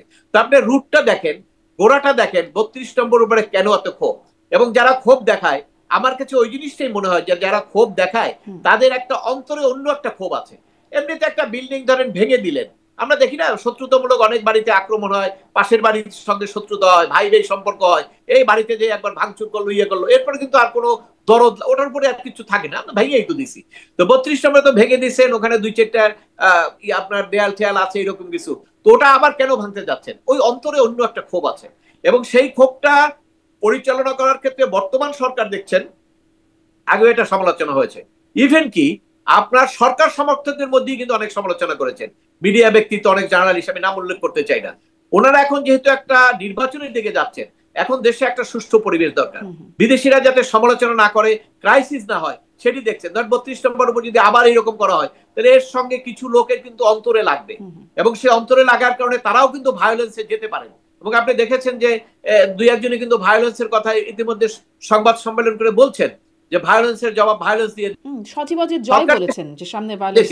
সেক্ষেত্রে সরকার কিন্তু, সরকার যেহেতু একটা নির্বাচনের দিকে যাচ্ছে, অর্থাৎ সরকার চেষ্টা করবে যে দুই পক্ষেরই ভায়োলেন্সটা যাতে না হয়, সেই কারণেই হয়তো আজকে ওখানে রক্ষা করতে গেছেন। সেই চেষ্টায় কি সরকার সফল হবে কিনা, কারণ সরকারের আবার অনেক লিমিটেশনের কথা আমরা শুরু থেকে শুনে আসছি, সেই প্রসঙ্গে যদি সম্ভব হয় একটু শুনবো। কিন্তু আপনি বলছিলেন পাকিস্তান ইন্টেলিজেন্স চিফের কথা, আমরা যখন 5ই আগস্টের পরপর শেখ মুজিবুর রহমানের ভাস্কর্য ভাঙা হয় তখন পাকিস্তানের প্রধানমন্ত্রীর কাছ থেকেও শুনেছিলাম যে তিনি তার কৃতকর্মের ফল এভাবে পাচ্ছেন, এরকমটা আমরা শুনেছিলাম। এটাও একটু মনে পড়লো, এই জন্য বললাম। কিন্তু আপনি কি আসলে, আপনি বলছেন যে বিচারকরা ভয় পান, মানে তাদের মধ্যেও একটা চাপ থাকে যে রায় যদি অন্যরকম হয় তাহলে তার প্রভাব কি হবে, বা এই যে তরুণরা তাদের কথা আপনি বলছেন, আপনি যেভাবে বলছেন আপনি ভয় পান না? আহ, আমি ভয় পাই কি পাই না সেটা বড় প্রশ্ন না। আপনি আমাকে যে প্রশ্নগুলো করেছেন সেই প্রশ্নের উত্তর আমি দেওয়ার চেষ্টা করেছি, কিন্তু নিশ্চয়ই আপনি মনে করবেন না যে আমি 100 ভাগ মন খোলা ভাবে দিতে পেরেছি। এটা অবধারিত। কারণ হলো বাংলাদেশের যে পরিবেশ পরিস্থিতি, তাকে কতটুক কথা, আমি যখন আপনি প্রশ্ন করলেন ট্রাইব্যুনাল নিয়ে, ট্রাইব্যুনাল নিয়ে তো আমার অনেক কথাই বলার আছে, অনেক আইনি আমি যুক্তি করব, কিন্তু ট্রাইব্যুনালের কথা বলার ক্ষেত্রে তো আমার লিমিটেশন আছে, আমি তো বলতে পারবো না। এরপরে আদালত নিয়ে কথা বলার ক্ষেত্রে লিমিটেশন আছে, বলতে পারবো না। আপনি জানেন যে এক মামলায় এই আইনজীবীদের বিরুদ্ধে কোর্ট থেকে কন্টেম্পট ইস্যু করা হয়ে গেছে, তাই না? এখন দেশের পরিস্থিতি তো আপনাকে সেইভাবে অ্যালাউ করে না, এবং স্বাধীনভাবে বলার ক্ষেত্রে এটা এটা কে না বলবে, কে না স্বীকার করবে বলেন? বিশ্বব্যাপী সমস্ত লোক জানে, বাংলাদেশের সমস্ত লোক জানে, কিন্তু যারা ভায়োলেন্স করছেন, যাদের হাতে ক্ষমতা, তারা শুধু মুখে ফেইসে তারা স্বীকার করেন না, কিন্তু তাদের অন্তর স্বীকার করে, আমি এটা বিশ্বাস করি। কারণ এটা তো হিউম্যান বিং, হিউম্যান বিং না? তারা তো এর আগে ছিল, তাদেরকে তো দেখেছি, এদিকেই তো দেখেছি তারা আগে কথা বলেছেন, আমরাও তো কথা বলেছি গত সরকারের সময়, যেভাবে কথা বলেছি ওনারাও একইভাবে কথা বলেছেন, সেম সাইডে থেকে সেম কথা বলেছি আমরা। তো আজকে যখন তারা ওখানে যায়, তো আমরা জানি এখন হয়তো তাদের প্রয়োজনে, ক্ষমতার কারণে যে কোনো ভাবে তাদের ফেস মুখ হয়তো এক ধরনের কথা বলছে, কিন্তু তাদের অন্তরে যে এই বিষয়গুলো, তাদের যে নিজের অন্তরে যে বাঁধে না, এটা আমি বিশ্বাস করি না। হিউম্যান বিং এর এটা বাদ দিই। কারণ আপনি যখন এই যে 32 নম্বর দিয়ে কথাটা বললেন, 32 নম্বর তো একটা ট্রাস্ট প্রপার্টি, তাই না? ট্রাস্ট প্রপার্টি করার পরে সেখানে আপনি 5ই আগস্টের পরে একবার ভাঙছেন, এখন আজকে রায় কি শেখ হাসিনার ফাঁসি, তার মানে আপনি কিন্তু একদম তাকে শেষ করে দিচ্ছেন, ফাঁসি দিয়ে দিচ্ছেন। আর কি খুব থাকতে পারে? তারপরে কেন আবার ওখানে যাবেন? তার মানে এখানে অন্য কোনো উদ্দেশ্য আছে, তার অন্তর্নিহিত অন্য কোনো এজেন্ডা, অন্য কোনো ক্ষোভ।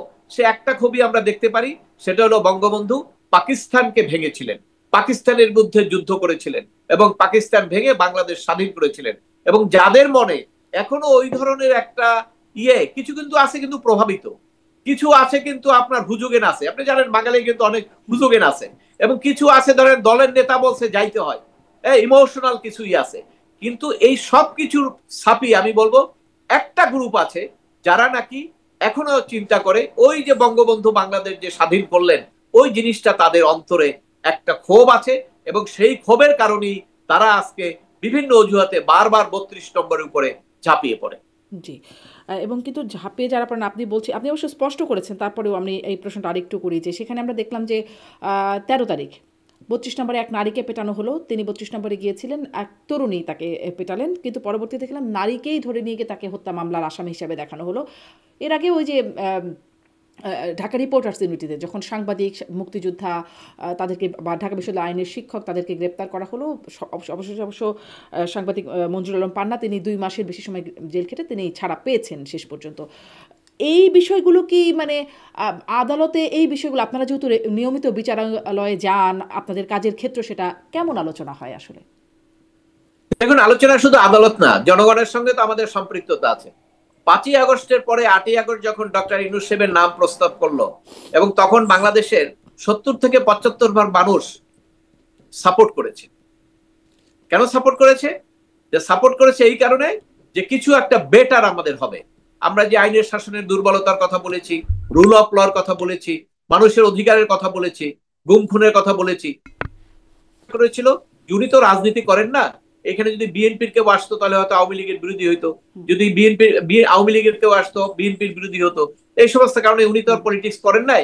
উনি এসছেন, উনি নোবেল আপনার আপনার কি বলে এটাকে, উনি একজন পুরস্কার পেয়েছেন, আন্তর্জাতিকভাবে পুরস্কার পেয়েছেন, এবং সেইভাবে উনি এসছেন। 75% লোক সাপোর্ট করেছে। এখন আজকে আপনি একটু ডাটা নেন তো, আজকে ডাটা নিলে দেখবেন ওই 75 এর অর্ধেক হয়ে গেছে। কেন হয়েছে? ওই অ্যাক্টিভিটিস। আপনাকে চেহারা দেখে, যখন আপনি রাষ্ট্র ক্ষমতায় থাকবেন তখন আপনার চেহারা দেখে মানুষ আপনাকে বিবেচনা করবে না, আপনাকে বিবেচনা করবে আপনার অ্যাক্টিভিটিস দেখে। আজকে দেখেন, ওনাকে এত বড় একটা রাজনৈতিক দল বিএনপি, লক্ষ লক্ষ কয়েক কোটি লোক আছে তাদের, তো সেখানে তো তারা বলে দিলেন উনি প্রতারণা করেছেন। ওই কোটি কোটি লোক কি তাদের মনে কি আর তাকে ইউনূস সাহেবকে তারা সাপোর্ট করে? তাকে তো তারা প্রতারকই বলে, কারণ বিএনপির হেড থেকেই বলা হয়েছে প্রতারণা করেছে। এইখানে তো তাদের যে গ্রহণযোগ্যতা কমে গেছে। তারপর ওনার কথা ছিল সমস্ত মানুষ, উনি কিসের উপদেষ্টা? ওনাকে ধরেন আমরা প্রধানমন্ত্রী ধরেন প্রধানমন্ত্রী ধরলাম, উনি কার প্রধানমন্ত্রী? উনি কি কোনো দলের প্রধানমন্ত্রী না বাংলাদেশের প্রধানমন্ত্রী? উনি তো শপথ নিয়েছেন সংবিধান সংরক্ষণ করবেন এবং অনুরাগ বিরাগের বশবর্তী হবেন না। উনি অনুরাগ বিসর্গের বশবর্তী হয়ে একটা রাজনৈতিক দলকে উনি সাপ্রেস করতেছেন, অপ্রেস করতেছেন, নির্যাতন করতেছেন। তো এটা তো ওনার সংবিধানের ওতের সঙ্গে যায় না। এই জিনিসগুলো তো সাধারণ মানুষ দেখেছে এবং এই যে সাধারণ মানুষগুলো ওনাকে সাপোর্ট দিয়েছিলেন 8ই আগস্টে, সেই সাধারণ মানুষগুলো 1 বছর পরে উনি যখন না, উনি যখন দেখেছেন মানুষ আর অধিকার প্রতিষ্ঠা করছেন না, উনি যখন দেখছেন মানুষ যখন দেখছে উনি বৈষম্যবিহীন সমাজ ব্যবস্থা বহাল রেখেছেন, উনি যখন দেখেছেন আইনের শাসনের নিশ্চয়তা হয় নাই, উনি যখন দেখেছেন বিচার বিভাগের উপরে মানুষের আস্থা বাড়ে নাই, এরপরে কেন আর মানুষ ওনাকে সাপোর্ট করবে বলেন? সেই কারণেই তো তার এখন তলানিতে গেছে। আপনি যে বলছেন নিরপেক্ষতা গ্রহণযোগ্যতার কথা, একদম রাষ্ট্র মানে সরকার প্রধানের কথা আপনি বলছেন। আমি যেহেতু বিচার নিয়ে আলোচনা শুরু করছিলাম, সেখানে একটু আবার মনে পড়লো, যেটাও একটু প্রশ্ন করি, যে অ্যাটর্নি জেনারেল যিনি আছেন তিনি বিএনপির নমিনেশনে এখন নির্বাচন করতে যাচ্ছেন। চিফ প্রসিকিউটর যিনি, তিনি আগে ছিলেন আসামি পক্ষের আইনজীবী একই আদালতে। মানে তাদের নিরপেক্ষতার জায়গাও কি প্রশ্ন ওঠে এখানে, নাকি আসলে আদালত নিরপেক্ষ থাকলেই সব ঠিক আছে? না, কিচ্ছু না, কিচ্ছু না। আমি আপনাকে বলি, আমি আগেও বলেছি, who is the attorney general? Attorney general হলো সরকারের নিয়োজিত। অর্থাৎ বাংলাদেশে বলেন তো, বাংলাদেশে এখন কোর্টের ক্ষমতা বেশি না সরকারের ক্ষমতা বেশি? আপনি জাস্ট কম্পেয়ার করেন। বিচারক নিয়োগ দেয় সরকার, অপসারণ করে সরকার, ছুটিতে পাঠায় সরকারের নির্দেশ, কোর্ট পরিবর্তন, তাই না? হ্যাঁ, না সেটাই বলছি। তাহলে সরকারের ক্ষমতাটা বেশি। তো সরকারের যদি সরকারের প্রতিনিধি অ্যাটর্নি জেনারেল, অ্যাটর্নি জেনারেল তো ক্ষমতা থাকবে। মাহমুদুল ইসলাম সাহেব অ্যাটর্নি জেনারেল যাওয়ার পরে আমাদের দেশে যত অ্যাটর্নি জেনারেল আসছে, কোন অ্যাটর্নি জেনারেল সরকারের, মানে অ্যাটর্নি জেনারেলের পদটা কি? সাংবিধানিক পদ। সে হলো সরকারের প্রধান আইন কর্মকর্তা। মাহমুদুল ইসলাম যাওয়ার পরে যে কয়জন হয়েছে, একজনও সরকারের প্রধান আইন কর্মকর্তা ছিলেন না। প্রত্যেকে রাজনৈতিক দলের ছিলেন, প্রতিনিধি ছিলেন এবং এখনো আছেন। কেন, উনি তো বলেই দিয়েছেন উনি নাকি অ্যাটর্নি জেনারেল থাকা অবস্থায় নাকি নির্বাচন করবেন। তো করতে পারেন। তো এখন তো আপনার, যেহেতু উনি এলাকায় যাচ্ছেন এবং অ্যাটর্নি জেনারেল হিসেবে আছেন, তাহলে এটা তো সবাই দেখবে যে উনি তো একটা দলীয় অ্যাটর্নি জেনারেল, তাই না? এখানে তো নিরপেক্ষ বলার কোনো সুযোগ নাই। ওখানে নিরপেক্ষ এডিশনাল অ্যাটর্নি জেনারেল আছেন, এডিশনাল অ্যাটর্নি জেনারেল 2 জন আছেন, তারা নিরপেক্ষ। তারা কোনো দলের মিটিং এ যান না, কোনো দলের কথা বলেন না। ওরা 2 জন এডিশনাল আছেন, ওরা কিন্তু নিরপেক্ষ। কিন্তু অ্যাটর্নি জেনারেল তো নিজেই বলছেন উনি দলীয় এবং উনি দলের থেকে চেয়েছেন, নির্বাচনের নমিনেশন চেয়েছেন, কনস্টিটিউশনাল পদে থেকে আপনি চেয়েছেন। কোথায় কি আইনে আছে না থাকে সেটা বাদ দেন, আমাদের কাস্টম কি? স্বাধীনতার পর থেকে কোনো অ্যাটর্নি জেনারেল এইভাবে কি রাজনৈতিক দলের ইয়ের মধ্যে গেছে? চাই না তো। এটা ওই যে মাহমুদুল ইসলাম যাওয়ার পর থেকে আমাদের দুর্ভাগ্য যে সরকার, কোন সরকারই এইভাবে দলীয় রেজুলমেন্ট ছাড়া কোনো অ্যাটর্নি জেনারেল নিয়োগ করেন নাই। যার ফলে অ্যাটর্নি জেনারেলটাও এই চেক অ্যান্ড ব্যালেন্স চাই নাই। অ্যাটর্নি জেনারেলকে যে কেউ বলবে, আমি তো বললাম যেহেতু আমার খুব ঘনিষ্ঠ, চিনি এবং উনি ভদ্রলোক এবং ওনার সঙ্গে আমার অনেক মামলা মোকদ্দমা হয় এবং উনি আমাকে চেনে যে আমি তো ওনার বিপক্ষের লোক না, বা ওনাকে আমি এমনিতে সমালোচনা করব। কিন্তু ওনার যেটা সমালোচনার বিষয় আছে, যেটা মানুষ দেখছে, সেটা আমি করতে আমার রাইট আছে। এই জন্য তো আমি বলছি উনি তো রাজনৈতিক ভাবে প্রভাবিত। উনি তো বিএনপির অ্যাটর্নি জেনারেল, বিএনপি তাকে নিয়োগ করেছে, ওখানে পুশ করেছে। আপনি বলতে পারেন উনি যখন নিয়োগ করেছে তখন তো বিএনপি ক্ষমতায় ছিল না, কিন্তু উনি তো বলছেন যে আমি বিএনপি থেকে নমিনেশন আমি চেয়েছি। তাহলে তো এটা আর তো বলার অপেক্ষা রাখে না। অতএব ওনার কথাটাকে আপনারা অ্যাটর্নি জেনারেল হিসেবে বক্তব্য নেন, কিন্তু এইটা আমি মনে হয় যে ঠিক হবে না যে একজন নিরপেক্ষ একদম অ্যাটর্নি জেনারেল হিসেবে আপনি যদি বক্তব্যটা নেন, সেইখানে মনে হয় আপনার সঠিক হবে না। কারণ সেই নিরপেক্ষতা তো মাহমুদুল ইসলাম সাহেবের পরে কোনো অ্যাটর্নি জেনারেলের পক্ষ থেকে আমরা সেই নিরপেক্ষতা পাই নাই। জি, আমি একটু প্রশ্ন করতে যাচ্ছি যে আপনি বলছিলেন যে দ্রুততার সাথে করা হচ্ছে, 4 মাসের মধ্যে মামলাটা আসলে শেষ করার একটা জায়গা মানে কথা হচ্ছিল। সেখানে আরেকটা বিষয় কিন্তু সাথে সাথে হয়ে যাচ্ছে, এটা নিয়েও আপনার একটু মন্তব্য জানতে চাই। যে মামলা আজকে মানে আলোচনায় হচ্ছে যে লালদিয়া টার্মিনাল নির্মাণ, সেখানেও খুব দ্রুততার সাথে করা হয়েছে বন্দর, সেটি ডেনমার্কের একটা কোম্পানির সাথে চুক্তি আজকেই হয়েছে এবং প্রথম আলো খবর করছে সেটি অস্বাভাবিক দ্রুততার সাথে হয়েছে। কত দ্রুততার সাথে হয়েছে, মানে পরের দিন এরকম সরকারি কাজ এত দ্রুততার সাথে হয় না নর্মালি, কিন্তু সেটি হয়েছে, সেটি ওখানে দেখানো হচ্ছে যে কত তাড়াতাড়ি হয়েছে। এবং কেরানীগঞ্জের পানগাঁও নৌ টার্মিনাল নিয়েও আজকে চুক্তি হয়েছে সুইজারল্যান্ডের প্রতিষ্ঠানের সাথে। এটিকে আপনি কিভাবে দেখেন? ওগুলোও খুব দ্রুততার সাথে হয়ে গেল এবং ওগুলোও ঠিক যেদিন রায় হলো ঠিক সেদিনই ওটা হলো, যার কারণে রায়ের কারণে ওই আলোচনাটা আর হলো না। কিভাবে দেখেন? শুনেন, দ্রুততার সঙ্গে হলে দুটো জিনিস হয়। একটি হলে আপনাকে ফার্স্ট কোশ্চেন আসবে স্বচ্ছতা, সেকেন্ড কোশ্চেন আসবে এফিসিয়েন্সি। কেন, আপনি দ্রুত যখন অপারেশন করবেন তখন সেখানে ওই আপনার ভিতরে গজ থেকে যাওয়ার সম্ভাবনা থাকবে। অথবা আমরা অনেক ডাক্তারকে শুনি এখন আপনার বাম পাশের অপারেশন দেখা যায় ডান পাশে করে ফেলছে। এগুলো হলো দ্রুততার রেজাল্ট।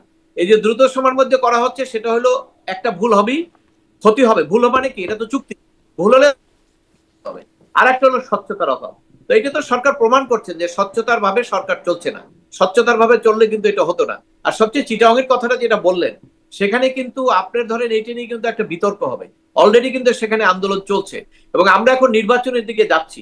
এই নির্বাচনের দিকে যাওয়ার সময় চিটাগং পোর্ট নিয়ে যদি একটা বড় ধরনের আন্দোলন শুরু হয়, গভর্নমেন্ট কিন্তু সেটা করতে পারবে না। এটা আগের গভর্নমেন্ট, বিএনপির সময় আপনি মনে আছে আপনার মহিউদ্দিন চৌধুরী সাহেব লিডিং দিয়েছিলেন, কিন্তু সেখানে কিন্তু তখন পারে নাই। এবং আওয়ামী লীগের সময় চেষ্টা করা হয়েছিল, কিন্তু বন্দরের কিন্তু সবাই ইউনাইটেড হয়ে যায়, পারে না এটা। আর এখন তো বারবার প্রশ্ন আসছে যে আপনি ডেভেলপমেন্টের কথা ভালেন, তা ডেভেলপমেন্টের কথা যদি ভালেন তো ঢাকা, আমাদের ঢাকা ক্যান্টনমেন্টটাকে আপনাকে চাইনিজ এয়ারফোর্সের সঙ্গে একটা চুক্তি করে দেন, আমাদের ঢাকা ক্যান্টনমেন্টটাকে আপগ্রেড করে দেন, তাই না? তা আপনাকে তো যে কোনো জায়গায় নিজের সত্তাটা তো রক্ষা করতে হবে। চিটাগং পোর্ট তো এখন কি করছে, ইয়েতে আছে, প্রফিটে আছে। আপনি আপগ্রেড করবেন কেন? আপনার তো এত দুনিয়ার লোকটা কি চলে আসছে সব, আপনি করান। আমাদের দেশের বাঙালিরা তো এখন আর সেই রকম নাই যে তারা ডিজিটালাইজ না, তারা সায়েন্সিস্ট ভালো না, অনেক কিছুই তো আছে। প্লাস হলে আপনি টেন্ডার দিয়েই তো করাইতে পারেন। কিন্তু এই যে হঠাৎ করে গোপন, এখানে দুটো জিনিস আছে। একটা হলো তাদের একটা দায়বদ্ধতা আছে, যেটা নাকি আপনার করিডোর দেওয়ার ব্যাপারে ছিল, যেটা নাকি অন্য অন্য ব্যাপারে। কারণ আপনি তো এটা তো কেউ অস্বীকার করতে পারবে না যে ডিপ স্টেট তারা এখানে তাদের কতগুলো ইন্টারেস্টের কারণে কাজ শুরু করেছিল। আমি জানি না এই কাজটা এখনো অব্যাহত আছে কিনা, কারণ ওখানে তো সরকার পরিবর্তন হয়েছে। সরকারের প্রধানের ইচ্ছার উপরে অনেক কিছু ডিপেন্ড করে, তাই না? তো সেখানে এখন ডিপ স্টেটের ওই ভূমিকা এখন আছে, পরিবর্তন হতে পারে। কারণ যখন বাইডেন চলে গেছে তখন তো ট্রাম্প আসছে, সব তো বাইডেনের এগেনস্টে তারা। তো সেক্ষেত্রে এই অ্যাম্বাসেডর আসার পরে কি তাদের পলিসি আমরা বলতে পারবো না। তবে এদের একটা দায়বদ্ধতা আছে দেখি তো এই কাজগুলো তারা করছে, এবং সেই কাজগুলো তারা হয়তো, যেহেতু নির্বাচন আসছে সামনে, আপনি কেন চুক্তিটা করেন সরকারের পক্ষে?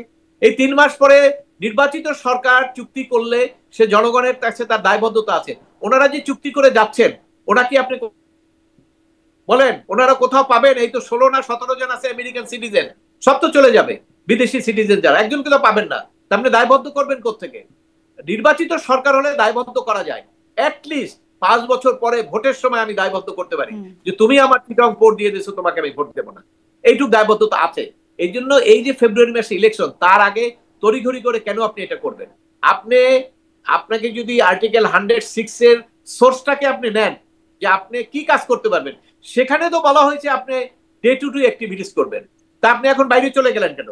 কেউ কেউ বলার চেষ্টা করে না আমরা তো ওই ইয়ের মধ্যে না, সংবিধানের মধ্যে না। তো সংবিধানের মধ্যে যদি না হয় তাহলে আপনি কালকে আমাকে বলে দেন, আমি তো কালকে কোর্টে যাব না।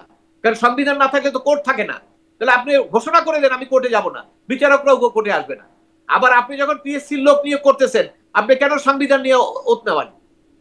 এটা তো এই ধরনের তো বৈপরীত্য কথা চললে তো চলবে না। সংবিধান অনুযায়ী দেশ চলতেছে, সংবিধানে যা আছে তাই করতে হবে। আপনি আপনার সুবিধা মতো যা কিছুতেই করবেন, সেটা হবে না। সেইটাকে রেটিফাই আমার মনে হয় বিএনপিও কিন্তু সেটা করবে না। কারণ হলো যে বিএনপি তো একটা রাজনৈতিক দল। কিন্তু এখন তো কেউ কিছু বলছে না, মানে চুক্তিটা তো হয়ে যাচ্ছে। এখন কেউ শুনেন, বাংলাদেশে ক্ষমতায় থাকলে অনেকে অনেক কিছু বলতে পারে না। আপনি তো দেখেন ক্ষমতায়, কেন আগের সরকারের সময় আপনি সব বলতে পারছেন, কিছু সমালোচনা করতে পারছেন, তাও সার্টেন পিপল, সবাই কিন্তু পারে নাই, তাই না? যাদেরকে কোনো রাজনৈতিক সংশ্রম নাই তারা করতে পারছে। কিন্তু যারা ধরনের সংশ্লিষ্টতা আছে বিএনপির বড় বড় অনেকে টক শোতে গেছে, তারা কিন্তু পরবর্তীকালে মামলা হয়ে গেছে। কিন্তু আবার কিছু লোক, আমরা বেশি একটু কথা বলছি যাই না, কেন আমাদের তো সংশ্রম নেই রাজনীতিতে। যারা রাজনীতিতে সংশ্রম আছে তাদের ক্ষেত্রে সরকারের বিরুদ্ধে কথা বলতে গেলে হিসাব করে কথা বলতে হয়। যদি আপনার রাষ্ট্র নিশ্চিত করে আইনি শাসন, মৌলিক অধিকার, তাহলে আর এটা লাগে না। কিন্তু আমার এখানে তো সেটা নাই। আমার এখানে তো কোনো কথা বলার স্বাধীনতা সাংবাদিকদের কি আছে বলেন? আমি আজকে গত 2 দিন আগে ইন্টারভিউ দিছি, আমাকে জিজ্ঞেস করা হয়েছিল এই জুলাই সনদ নিয়ে। আমি একটা ফাঁকে আপনাকে আমি বলে দিই, আপনার মাধ্যমে আমি সুযোগটা নেই। আমি বলেছিলাম ওই আইনটার উপরে লেখা সংবিধান সংস্কার আদেশ 2025। আমি বলেছিলাম এখানে এই ব্র্যাকেটে সংবিধান সংস্কার করে ফেলা হয়েছে, এবং সে করেছে সাইন, যিনি করেছেন তারা সংবিধান সংরক্ষণের জন্য সাইন করেছেন, সংবিধান প্রোটেক্ট করবেন। কিন্তু তারা সংবিধানের পরিপন্থী অনেকগুলো জিনিস তারা গেজেট করে ফেলছেন, অর্থাৎ তাদের ওথ ভঙ্গ হয়ে গেছে। আমি জানি না রাষ্ট্রপতি কিভাবে করেছেন, উনি কি আন্ডার অব্লিগেশন আছেন কিনা, উনি কি স্বাধীনভাবে কাজ করেন কিনা, না ওনাকে যেটা দেয় সেটাই করতে হয়। রাষ্ট্রপতি তো কখনোই স্বাধীনভাবে কাজ করেন নাই না। ওই স্বাধীন আর বর্তমান স্বাধীনতা তো এক জিনিস না।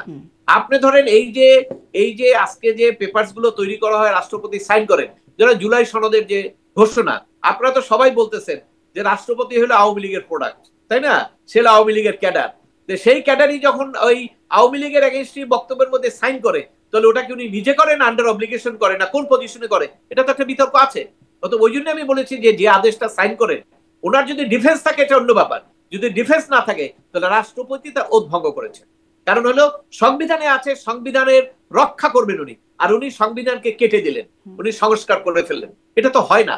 এই কথাটা আমি বলেছিলাম, কিন্তু ওই মিডিয়া ওই ইন্টারভিউটা কিন্তু দেয় নাই, অন এয়ার করতে পারে নাই। তাহলে এখানে বুঝতে পারেন যে সাংবাদিকরা কতটুকু স্বাধীন আছে। জি, অ্যাডভোকেট মনজির মোরশেদ, অনেক ধন্যবাদ। স্পষ্ট একদম শেষ প্রশ্নটা আপনার কাছে করি যে আসলে অনেক প্রশ্ন তোলার সুযোগ আছে, কিছু বিতর্ক তোলারও সুযোগ আছে, পরবর্তীতে হয়তো আদালতেও এই বিষয়গুলো প্রশ্ন আসবে, মানে আমি বিচারের রায় নিয়ে বলছি। কিন্তু আসলে তো অনেক মানুষের প্রাণহানি হয়েছে এই জুলাই আগস্ট আন্দোলনে। আমরা আদালতেও দেখছিলাম যে ভুক্তভোগীর পরিবার চোখ মুছছিলেন, তাদের দীর্ঘশ্বাস আছে। মানে বিচারটা আসলে কি আপনার মনে হয় কি হলে একদম সঠিকভাবে করা সম্ভবত, ভুক্তভোগীরাও বিচারটা পেত, আবার আসামি পক্ষ যথাযথ বিচার পেত, বা বিতর্ক প্রশ্ন এগুলো থাকতো না? কি হতে পারত? দেখুন, সেটি তো এখন বলে লাভ কি বলেন? এখন তো নৌকা ছেড়ে আপনার চলে গেছে অনেক দূরে। ওই যে সদরঘাট থেকে আপনার বরিশালের যে জাহাজ যায় না, ও জাহাজ থেকে ছাড়াই চলে গেছে। তো এখন আর এখানে কি বলবো আমি, এখানে তো বলা। তবে আপনি দেখেন, আমার কোনো বক্তব্যের মধ্যে আমি কিন্তু বলি নাই যে এই অপরাধের বিচার হবে না। এবং আপনি জানেন ৩রা আগস্ট যখন নাকি এই ছাত্রদেরকে অ্যারেস্ট করে রাখলো ডিবি হারুনের বিরুদ্ধে কোন টকশোতে কেউ সরাসরি এইভাবে প্রশ্ন উত্থাপন করেন নাই। ৩রা আগস্টে কিন্তু আমি টেলিভিশনে অন এয়ারে বাংলা ভিশনে বলেছি যে আপনি কোন অধিকারে তাদের রেখেছেন? এই ভাতের পয়সা কি আপনার পকেটের না সরকারের? যদি সরকারের হয় আপনি হিসাব দেন, আর পকেটের হইলে আপনি কেন খাওয়ালেন সেইটাও আপনি ব্যাখ্যা দেন। এটা কিন্তু ছাত্রদের যখন গ্রেপ্তার করলো আমি কিন্তু সেই কথা তখন বলেছি। এবং এই কথাগুলো বলার অর্থ হলো, কারণ হলো আপনাকে যে অন্যায়টা হবে, যে অধিকার লঙ্ঘন হবে, সেটাকে যদি আমি অধিকারের পক্ষে কথা না বলি, তাহলে আমি কিসের অধিকার কর্মী? আমি কিসের মানবাধিকার কর্মী? আমি তো মানবাধিকার কর্মী হিসেবে, আপনি জানেন কিছুদিন আগে আমি হিউম্যান রাইটস ওয়াচের পর্যন্ত আমি সমালোচনা করেছি যে বাংলাদেশে যে মানবাধিকার লঙ্ঘন হচ্ছে, ভায়োলেন্সে মারা যাচ্ছে, হিউম্যান রাইটস ওয়াচ কেন কথা বলে না? তার কিছুদিন পরে তারা 6 জনে মিলে তারপরে তারা স্টেটমেন্ট দিয়ে স্বীকার করেছে বাংলাদেশের গুলো ব্যাপারে সরকারের কাছে দাবি তুলেছে। এখন প্রশ্নটা হলো যে আপনি যখন একটা স্বাধীনভাবে কথা বলবেন, এবং সেই স্বাধীন কথাটা যদি যারা আছেন তারা যদি এটা পজিটিভলি নেন, তাহলে এটা তাদের জন্যই ভালো, তাদের জন্য ক্ষতিকর না এটা। আমি যে কথাগুলো বলবো তারা যদি নেন, আপনি বলতে চেয়েছেন কি হলে ভালো হতো? অবশ্যই প্রত্যেকটা ইন্ডিভিজুয়ালের ক্ষেত্রে বিচারটা তো আপনি প্রথমেই ফ্রাস্ট্রেট করে দিচ্ছেন। কিভাবে? প্রথমেই আপনি মামলা করে, মামলার আসামি শেখ হাসিনা অমুক অমুক অমুক করে দিয়ে 400-500, এর মধ্যে নারায়ণগঞ্জের আছে, ঝালকাঠির আছে, আপনার চিটং এর আছে, 500 লোক কম্পিউটারে টাইপ করা ছিল, এগুলো করে করে সব। এরপরে তো শুরু হলো 100, 200, 300 মামলা। বিচার তো আপনারাই ফ্রাস্ট্রেট করে দিলেন, এবং সেটা তো সরকারের পক্ষ থেকে বলছে প্রত্যেকটা বিচার আপনি ফ্রাস্ট্রেট করছেন, প্রত্যেকটা। এই বিচারগুলো যদি করতে হয়, ভিকটিমকে একটা সঠিক এফআইআর করতে হবে। ফার্মগেটে কে মারছে আপনি জানেন না? যদি আপনি মনে করেন যে এটা হত্যা, এখানে কিন্তু একটা আর্গুমেন্ট হবে কোর্টে, এটা কি রাইট অফ প্রাইভেট ডিফেন্স নাকি এটা হত্যা, হতে পারে, দুইটাই আলোচনা হবে, কোর্ট ডিসাইড করবে, কোনো সমস্যা নাই। কিন্তু মামলাটা করার ক্ষেত্রে তো আপনাকে বলতে হবে যে ফার্ম গেটে আমরা এইখানে ছিলাম, এইখানে অমুক অফিসাররা গুলি করছে, অমুক সেনাবাহিনীর ক্যাপ্টেন গুলি করেছে। এখন যদি ওইখানে লেখেন যে লেফটেন্যান্ট জেনারেল অমুকই আসামি, তো ওটা কি আপনি প্রমাণ করতে পারবেন? ওটা তো প্রমাণ করতে পারবেন না। তা আপনি তো প্রথম মামলা ফাইল করার মাধ্যমে মামলাগুলোকে আপনাকে ডেথ করে দিলেন। এটা তো ইচ্ছা করে এই, এবং এই যে যারা ব্যবসাটা করেছে, এটা অবশ্য সরকারের মধ্যে একটা বিরাট আলোচনা চলছে। এখন ধরেন জামাত এটা বিএনপিকে দোষ দিচ্ছে যে আপনারা ব্যবসা করেছেন, তাই না? আবার এখানে যে শুধু বিএনপি ব্যবসা করেছে তা না, এখানে বিএনপির বাইরেও কিছু লোক ছিল, তারাও ব্যবসা করেছে। এই ব্যবসার মধ্যে তাদের এখন আলোচনা চলে গেছে, এটা আগামী ইলেকশনে তারা খুব কাজে লাগাবে দুই পক্ষই। কিন্তু এই যে মামলাগুলো যে নষ্ট হলো, ওই সেটার ব্যাপারে তো কোনো পদক্ষেপ নিলেন না।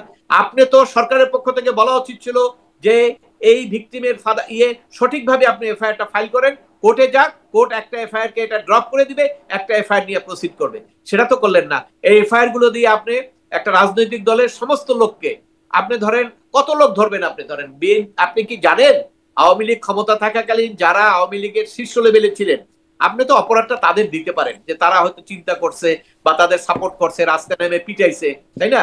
কিন্তু যে লোকটা ওই পার্টিসিপেশনে ছিল না, এই দেশের নাগরিক, তাকে আপনি ভিক্টিমাইজ করলেন, তারা কোথায় আজকে?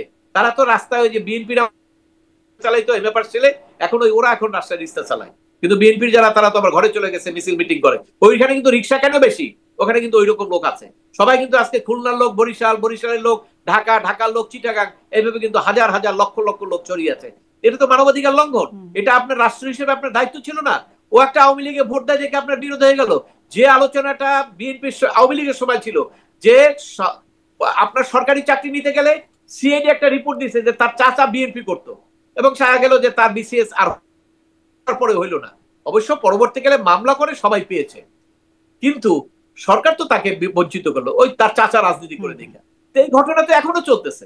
আমি মনে করি যে সকল নাগরিক রাষ্ট্রের কাছে সমান, এবং আপনি এই দৃষ্টিভঙ্গি যদি না দেখেন তাহলে আপনাকে এটা বৈষম্যবিহীন সমাজ বলে না। অবশ্য মির্জা ফখরুল ইসলাম আলমগীর একটা আলোচনায় বলেছেন যে তিনি নির্দেশ দিচ্ছেন, বলছেন যে সব মামলা তুলে নিতে, আওয়ামী লীগের বিরুদ্ধে হয়রানিমূলক মামলা। পরে অবশ্য বলেছেন না, তিনি সারা দেশের কথা বলেন নাই, শুধু ওই ইউনিয়নের কথা বলেছেন। না শোনেন, মির্জা ফখরুল ইসলাম আলমগীর তো ক্ষমতায় নাই, ওনার কথাটার তো ওইভাবে এখন গুরুত্ব নাই। মামলা যারা করেছেন তারা তুলে নেবেন না, সেটা তো তুলে নেবেন কবে সেটা তো পরের কথা। এখন তো আমি তো এই মুহূর্তে সরকারের কথা বলছি। উনি সরকারকে বলতে পারেন যে এইটা করেন, এবং আইন উপদেষ্টা আছেন সেখানে তো তারা একটা এই মিথ্যা মামলাগুলোর ব্যাপারে তারা বলে কিন্তু একটা আইনও করলেন, একটা অ্যামেন্ডমেন্ট করলেন সিআরপিসিতে, ইমিডিয়েটলি তদন্ত করে একটা রিপোর্ট। সেটা নিয়েও তো একটা ব্যবসা হলো। আমার এক ক্লায়েন্ট সেখানে তারা বললো যে আবেদন করার জন্য, সেখানে একটা পেমেন্ট হয়ে তারপরে তারা এখানে নিষ্কৃতি পেলেন। কই, এখানে তো সমস্ত মামলায় আপনারা বলতেন যে তদন্ত করে দেন তো কারা কারা এখানে আছে, তাহলে তো একটা ফাউন্ডেশন হতো বিচারে। ওই বিচার তো আপনার শোনেন, বিচার হওয়ার জন্য বিচারে আপনি জানেন ক্রিমিনাল জুরিসপ্রুডেন্সের একটা বেসিক থিওরি হলো কোনোভাবে কোন রকম সন্দেহ থাকলে কাউকে কোনো শাস্তি দেওয়া যাবে না। এটা হলো বেসিক প্রিন্সিপাল। আর আমরা যদি বেসিক প্রিন্সিপাল দিয়ে বের হয়ে যেতে পারবো আমার মনে হয় না সেটা। কিন্তু বেসিক প্রিন্সিপাল যদি রক্ষা করতে চান তাহলে সূক্ষ্মভাবে সাক্ষী, সাবত, পোস্টমর্টম সবকিছু দিয়ে দেখাইতে হবে। তা আপনার যে ফাউন্ডেশন, এই ফাউন্ডেশনে তো আমি দেখি না তো এরকম কিছু। এটা নষ্ট করলো কে? এটা তো যারা সরকারে আছেন তারাই নষ্ট করলো। আপনারা এটা ঠিক করছেন না। এইটা ঠিক করেন, এইটার মাধ্যমে আমার মনে হয় যে বিচারটা হওয়া দরকার। বিচার হওয়ার ব্যাপারে কোনো দ্বিমত নাই। এখন বিচারের ক্ষেত্রে যদি কেউ ডিফেন্স নিতে চায়, পুলিশ অফিসার, যে আমি আমার রাইট টু প্রাইভেট ডিফেন্স হিসাবে করেছি, সেটা কোর্টে আর্গুমেন্ট দেন, কোর্ট ডিসিশন নেবে। কিন্তু হত্যাটা তো হয়েছে, আপনার মামলাটা কোর্টে যাও, কোর্টে বিচার হোক, কোর্ট ডিসাইড করুক। কেন এখানে আমার নিজের বিচার করার দরকার নেই, আদালতের উপরে দায়িত্বটা দেন। এবং সেটা তো আদালত একটা না, আপিল বিভাগ পর্যন্ত যাবে, সেখান পর্যন্ত দেখবে যে হোয়েদার ইট ওয়াজ এ রাইট ডিফেন্স। ধরেন দুইটা পলিটিক্যাল পার্টি মারামারি হচ্ছে, মারা গেল, আপনি এটা কনসিডার করতে পারেন যে ঠিক আছে ওখানে তো মারামারি হয়েছে দুই পক্ষ। কিন্তু যখন একটা থানায় কোনো মারামারি নেই, কিছু নেই, আপনি থানায় যেয়ে আক্রমণ করে সেখানে আগুন দিয়ে পুলিশ ফুটাইলেন, মারলেন, ওইটা তো আর এইটা এক জিনিস হলো না। ওটার কোনো প্রোটেকশন পাবেন আপনি? ওটার প্রোটেকশন তো নাই। কিন্তু ওটার তো বিচার আপনি করেন না এখন। ওই বিচারটা তো আপনি ইন্ডিভিজুয়ালি দিয়ে রাখছেন। ওই কারণে তো পুলিশ এখন পর্যন্ত আপনার সাহস পায় না। কেন সাহস পায় না? যদি এরকম একটা করে 5 বছর 10 বছর পরে যে ক্ষমতা বদলাবে না তা তো না। এটা তো নেচার, বদলাবি। এবং সেই ক্ষেত্রে তখন তো তাকে আবার একইভাবে ট্রাইব্যুনালে আসতে হবে। কাজে সেই জিনিসটা আপনি ন্যায় বিচারটা নিশ্চিত করেন নাই দেখেই আজকে রাষ্ট্রের ভিতরে আইন শৃঙ্খলা পরিস্থিতির একটা অবনতি হয়েছে। এবং এটা অবনতির থেকে আপনাকে উন্নতি করার জন্য আপনাকে মনের সাহস লাগবে এবং মনের সৎ চিন্তা লাগবে। সেটা না থাকলে আপনি এটা করতে পারবেন। সেখানেই বড় সংকট দেখা যায় আমাদের বরাবরই ক্ষমতাসীনদের মধ্যে। অনেক ধন্যবাদ অ্যাডভোকেট মনজিল মোর্শেদ, আপনার সাথে কথা বললাম, অনেকটা সময় দিলেন আপনি, ধন্যবাদ।